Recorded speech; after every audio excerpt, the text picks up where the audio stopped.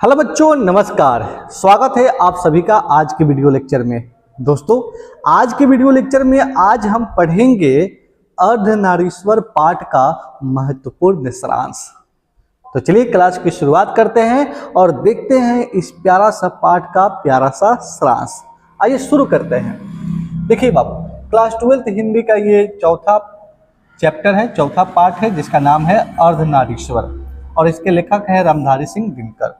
तो इस पाठ का सारांश पढ़ने से पहले सबसे पहले हम रामधारी सिंह दिनकर जी के बारे में जान लेते हैं। कुछ पॉइंट जो है हमको याद रखना है, जिससे हमारा ऑब्जेक्टिव आसानी से बन जाए। तो देखिए, सबसे पहला पॉइंट याद रखिएगा कि अर्धनारीश्वर पाठ जो है ना, एक निबंध है। अर्धनारीश्वर पाठ जो है ये क्या है बाबू? एक निबंध है। ठीक है। दूसरा पॉइंट याद रखिएगा कि अर्धनारीश्वर शिव और पार्वती का कल्पित रूप है। एग्जाम में पूछ सकता है कि अर्धनारीश्वर पाठ जो है किसका कल्पित रूप है? तो शिव और पार्वती जी का। ठीक है। तीसरा पॉइंट याद रखना है कि इस पाठ के लेखक जो है उनका नाम है रामधारी सिंह दिनकर, यानी अर्धनारीश्वर पाठ के लेखक कौन है? रामधारी सिंह दिनकर। चौथा पॉइंट याद रखिएगा कि रामधारी सिंह दिनकर राष्ट्र कवि के रूप में जाने जाते हैं। ये हैं बाबू रामधारी सिंह दिनकर, और इनको किसके रूप में जाना जाता है? राष्ट्र कवि के रूप में। ठीक है। पांचवा पॉइंट याद रखिएगा कि रामधारी सिंह दिनकर कवि और गद्यकार दोनों हैं। क्या है बाबू? तो एक कवि भी है और एक गद्यकार भी है। ठीक है। अगला पॉइंट याद रखिएगा कि दिनकर जी छायावादोत्तर युग के एक प्रमुख कवि हैं, यानी एक छायावादी कवि हैं। ठीक है। इसी के साथ और क्या याद रखना है? देखिए,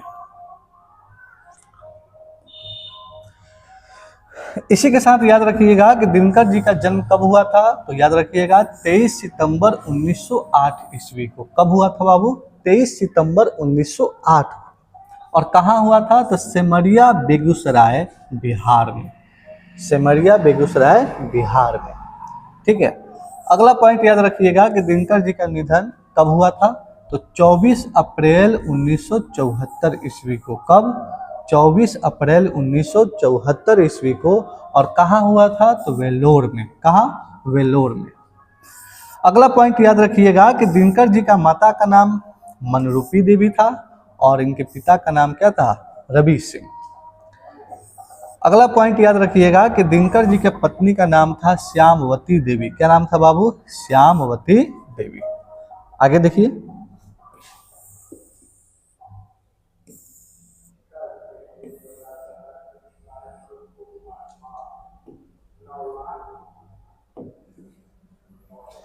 चलिए अगला पॉइंट याद रखना है कि इनकी वृत्ति। ठीक है। तो प्रधानाध्यापक HE स्कूल बरबीघा सब रजिस्ट्रार। ठीक है। अगला पॉइंट याद रखिएगा कि सब डायरेक्टर जनसंपर्क विभाग, यानी प्रधानाध्यापक एवं अध्यक्ष के रूप में इन्होंने काम किया है। अगला पॉइंट याद रखिएगा कि बिहार विश्वविद्यालय मुजफ्फरपुर कुलपति, भागलपुर विश्वविद्यालय राज्यसभा के सदस्य भी रहे और हिंदी सलाहकार भी बने भारत सरकार के। ठीक है। तो ये इनके वृत्ति हैं। अगर हम इनके रचना की बात करते हैं तो रचना का नाम याद रखिए काव्य, जिसका नाम है प्रणभंग, जो पहली रचना थी इनकी। उसके बाद रेणुका, हुंकार, रसवंती, उर्वशी, कुरुक्षेत्र, नीलकुसुम, रसीमरथी, परशुराम की प्रतीक्षा, हारे को हरिनाम आदि। अगला पॉइंट याद रखिएगा कि इन्होंने कुछ गद्य की भी रचना की है, जैसे कि मिट्टी की ओर, अर्धनारीश्वर, संस्कृत के 4 अध्याय, काव्य की भूमिका, वट पीपल और शुद्ध कविता की खोज इन्होंने की है। ठीक है। तो ये सब जो है इनकी रचनाएं हैं। ठीक है। तो ये रहा बाबू अर्धनारीश्वर पाठ के जो लेखक हैं, जिनका नाम है रामधारी सिंह दिनकर, जिनको राष्ट्र कवि के रूप में जाना भी जाता है। चलिए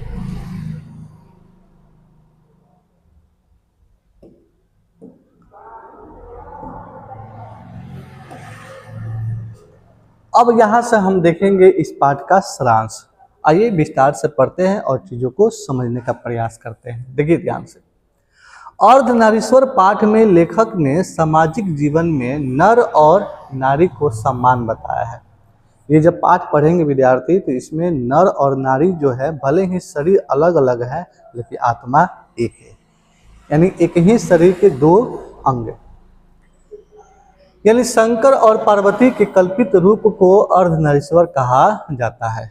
यानी देखे होंगे बाबू, कहीं कहीं तस्वीर आपको देखने को मिलता होगा जहाँ पर शंकर जी का आधा शरीर और पार्वती जी का आधा शरीर, वही है विद्यार्थी अर्धनारीश्वर। आगे दिया है कि इसके माध्यम से लेखक ने नर और नारी के संयुक्त शक्ति के आधार पर सामाजिक जीवन के सवयक विकास का उपदेश दिया है कि किस प्रकार से नर और नारी अपने समय पर, अपने समय के अनुकूल अपना अपना स्थान पाते हैं। यानी नर को कौन सा काम करना चाहिए, नारी को कौन सा काम नहीं करना चाहिए, ठीक है। इन सभी चीज़ों के बारे में ये बात करते हैं। आगे देखिए, आज का समाज नर और नारियों के बीच बटा हुआ है। बात सही है। आज का समाज जो है किसके ऊपर बटा हुआ है? नर और नारियों के ऊपर। नारियां पुरुष के गुण से स्वयं को दूर रखने का प्रयास करती है, जबकि नर नारियों के गुण में पुरुषार्थहीनता का अनुभव करते हैं। यह भाव कोई आज का नहीं, कृषि सभ्यता के विकास के साथ पनप गया था। जैसे ही इस दुनिया में कृषि का आविष्कार हुआ, उसी समय में ये तय कर दिया गया था कि नर को कौन सा काम करना चाहिए और नारी का कौन सा काम करना चाहिए, ठीक है। उसी समय से जो है ना दोनों के बीच में भिन्नता का भाव देखने को मिलता है। जब हमने क्या किया? कृषि का आविष्कार किया, यानी कृषि सभ्यता का जब जन्म दिया, उस समय से हम लोगों ने नारी और नर में फर्क देखने को मिलता है, ठीक है। चलिए आगे देखिए, कह रहा है कि नारियां स्वयं को कोमलांगी बना ली और पुरुष प्रायः पुरुषार्थी कठोर बन कर समाज पर राज करने लगा। यानी उसी समय से जो है नर जो है क्या हो गए? कठोर हो गए, और उसी समय से नारी जो है कोमलता का भाव लिए बैठी हुई है आज भी। कह रहा है आगे कि नारिया का क्षेत्र घर के अंदर सिमट गया और पुरुष बाहर खेती बाड़ी संभालने लगा। पुरुष तप्त ज्वाला रूप बन गया और नारी शीतल चांदनी बन गई। आदि मानव और मानवीय के जीवन पर दृष्टिपात किया जाए तो पता चलेगा कोई किसी से कम नहीं थे, कोई किसी से कम नहीं थे। दोनों साथ जीवन जीते थे, आहार संचय करते थे, दुश्मनों का मुकाबला भी मिलकर ही करते थे। ना कोई कमजोर और ना कोई सबल, दोनों बिल्कुल बराबर। जैसे नर और मादा पशुओं में समानता होती है, लगभग वैसे ही समानता आदि मानव और मानवीय में थी। बात समझ में आ रहा है ना? चलिए आगे सुनिए। कह रहा है कि अपनी कोमलता के कारण नारियां कमजोर होने लगी, पुरुषों की भोग सामग्री के रूप में ढलती चली गई। यही तो उसकी पराधीनता है। बौद्ध धर्म में कुछ प्रवृत्ति मार्गी भी हुए और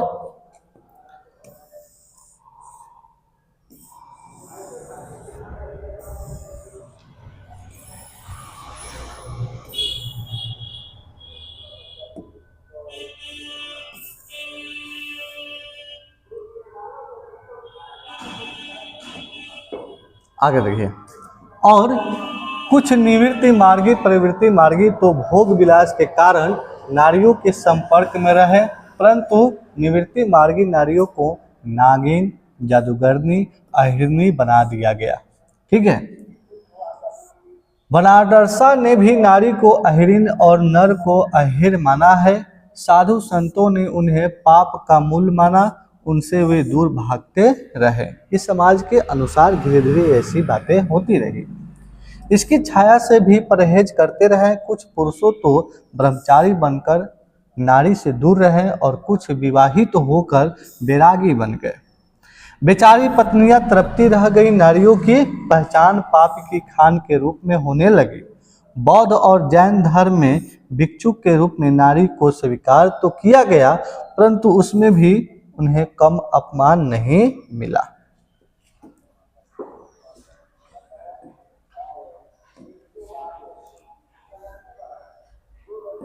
चलिए आगे देखिए। कह रहा है आगे कि श्रेष्ठ रचनाकारों जैसे प्रसाद, प्रेमचंद, रविन्द्रनाथ आदि ने भी नारियों को उचित स्थान दिलाने के बदले उन्हें कोमलांगी रूप में ही देखा है। आधुनिक दौर में नारियों को उचित स्थान मिलना चाहिए। नारी सशक्ति की हवा चली है, अब वो पुरुषों के साथ कंधा में कंधा मिलाकर चलने को तैयार हो गई है। पुरुषों की कठोरता का ही परिणाम महाभारत युद्ध है। ये बताते हैं रामधारी सिंह दिनकर, ये पुरुषों की कठोरता के कारण ही जो है ना ये महाभारत हुआ था बाबू। सुनिएगा ध्यान से कि आगे क्या बात हो रही है कि महाभारत युद्ध की संधि वार्ता यदि कृष्ण और दुर्योधन के बीच होने के बदले गांधारी और कुंती के बीच होती तो संभव था महाभारत युद्ध टल जाता, क्योंकि वे युद्ध के परिणाम से अधिक परिचित थी। कौन? नारियां। नारी युद्ध का मतलब समझ सकती थी। अगर महाभारत में कृष्ण और दुर्योधन के बीच में वार्ता या संधि के बारे में ना बात होकर गांधारी और कुंती के बीच में हुई होती ना, तो आज महाभारत नहीं हुआ होता। देखिएगा ध्यान से। निष्कर्षतः पुरुषों को नारियों से थोड़ी कोमलता लेनी होगी और नारियों को पुरुषों से थोड़ी कठोरता, फिर तो समाज तेजी से आगे बढ़ेगा। समाज में प्रेम, करुणा, दया, ममता जैसे स्त्रीण गुण का जब विकास होने लगेगा तब स्वाभाविक अमन चैन की स्थापना हो जाएगी। ये है विद्यार्थी इस पाठ का महत्वपूर्ण सारांश। ठीक है, जिसमें जो है अर्धनारीश्वर पाठ में रामधारी सिंह दिनकर जो है नारी और पुरुषों के बीच में जो भिन्नता है उस समानता को समेटते हुए अपनी बात रखते हैं जब ये पाठ आप पढ़ेंगे तो। लेकिन अगर हम बात करते हैं इस पाठ की सारांश की, तो सारांश कुछ इस प्रकार से हो सकती है। ठीक है, आप लोग चाहे तो इसे आप लोग स्क्रीनशॉट लेकर अपना सारांश तैयार कर सकते हैं। ठीक, देख लीजिए।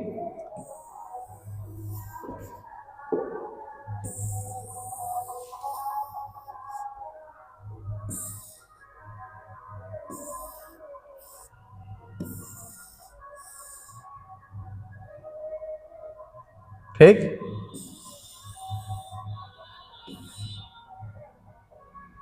चलिए, तो ये रहा विद्यार्थी इस पाठ का महत्वपूर्ण सारांश। कैसा लगा वीडियो कमेंट बॉक्स में जरूर बताइएगा। फिर मिलेंगे नए वीडियो में नए उमंग के साथ, तब तक के लिए जय हिंद।